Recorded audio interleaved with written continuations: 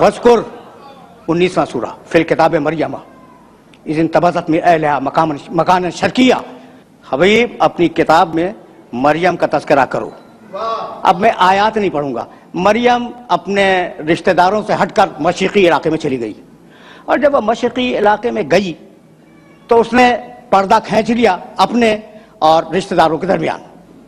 جب پردہ کھنچ گیا، ارسلنا الیہا روحنا، ٹکڑے پڑھ رہا ہوں آیات کے، فتمثل لہا بشرا سویا، ہم نے اپنے فرشتے کو بھیجا اور وہ فرشتہ انسانی پیکر میں مریم کے سامنے آیا. مریم گھبرا گئی، گھبرا کے کہنے لگی کہ میں اللہ کی پناہ چاہتی ہوں. یہ تو کہاں سے آ گیا؟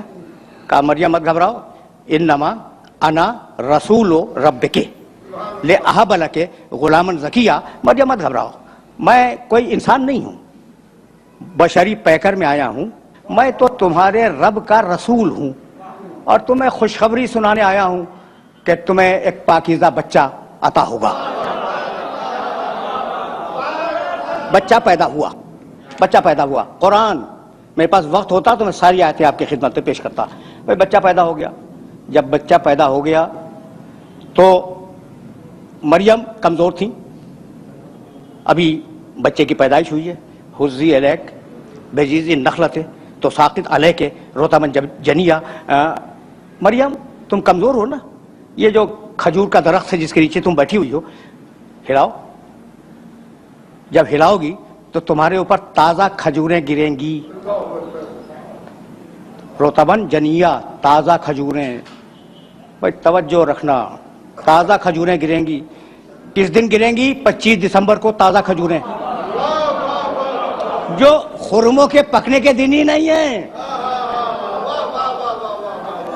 تازہ کھجوریں گریں گی، انہیں کھاؤ اور اپنی طاقت کو بحال کرو. پھر آگے مریم بچے کو گود میں لے کے چلی. جب وہ شہر ناصرہ کے چوک پہ بچے کو گود میں لیے ہوئے آئیں تو پاکیزہ مریم، کنواری مریم، طاہرہ مریم، مطہرہ مریم. وہ بوڑھے یہودی جو وہاں بیٹھے ہوئے تھے، انہوں نے کنواری مریم کی گود میں بچہ دیکھا تو کہنے لگے یا اخت ہارون ما کان ابوک امرأ سوء وما کانت امک بغیہ. اے ہارون کی بہن، تیری ماں بھی اچھی تھی، تیرا باپ بھی اچھا تھا، تو بچہ کہاں سے لے آئی؟ فاشارت الیہ، مریم نے اشارہ کیا گود کے بچے کی طرف. میرے عزیزو، میرے دوستو، میری گود میں بچہ ہے. فرض کر لیں تھوڑی دیر کے لیے میری گود میں 2 دن کا 2 ہفتے کا کوئی چھوٹا سا بچہ ہے. آپ نے مجھ سے سوال کیا، کوئی علمی سوال. میں نے کہا اس بچے سے پوچھ لیں. تو اب 2 صورتیں، اپنی مثال دے رہا ہوں، 2 صورتیں. میں نے کہا بچے سے پوچھ لیں، ٹھیک ہے نا؟ تو یا تو میں پاگل ہوں اور یا پھر مجھے یقین ہے کہ بچہ بولے گا.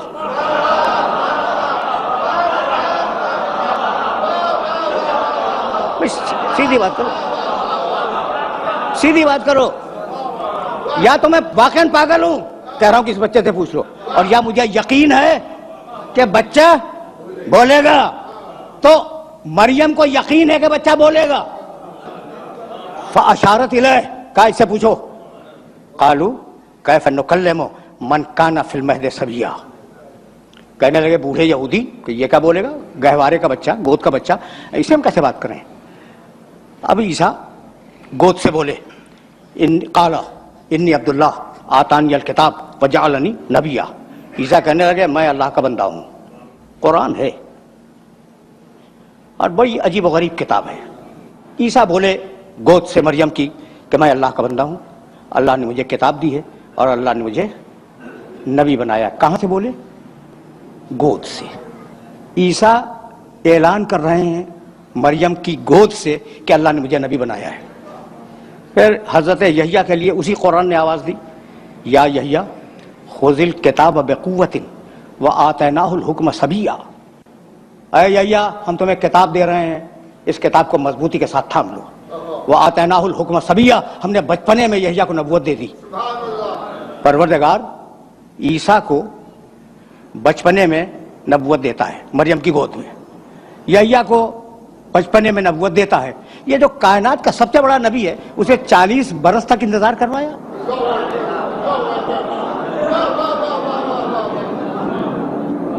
سوال ہے یا نہیں ہے؟ بھائی پیدائش کے وقت اناؤنسمنٹ ہو جاتا ہے یہ بچہ نبی ہے، ٹھیک ہے نا؟ تو وہ جو میرے نبی کے مقابلے میں ذرا کم نبی ہیں کم رتبے کے نبی ہیں، انہیں کسی کو بچپنے میں دے دی، کسی کو ماں کی گود میں نبوت دے دی، اسے 40 برس انتظار۔ تو بھئی بات جانتے ہو کیا ہے؟ اب ایک بات سنو اور اب مجھے اجازت دے دو۔ دنیا میں جتنی بھی درسگاہیں پائی جاتی ہیں تجرباتی علوم کی، یعنی سائنسز کی، جتنی درسگاہیں دنیا میں پائی جاتی ہیں نا، ان درسگاہوں میں جب استاد پڑھاتا ہے تو پہلے تھیوری سمجھاتا ہے، پریکٹیکل بعد میں کرواتا ہے۔ ایسا ہے یا نہیں؟ میں تھیوری دی، مثالیں دے سکتا ہوں لیکن بس اس اشارے پہ اکتفا کرو۔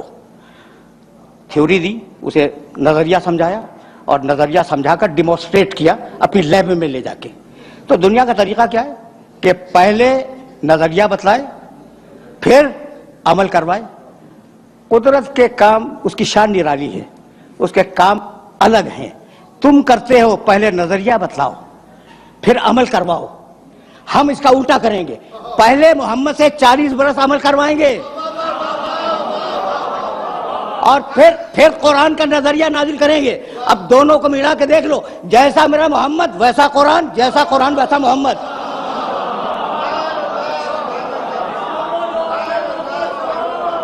یعنی میں کہنا یہ چاہ رہا ہوں کہ یہ دو الگ الگ چیزیں نہیں ہیں، لفظ ہیں سمجھانے کے لیے دو الگ الگ، قرآن اور محمد یہ دو الگ الگ لفظ ہیں، مفہوم ایک ہی ہے۔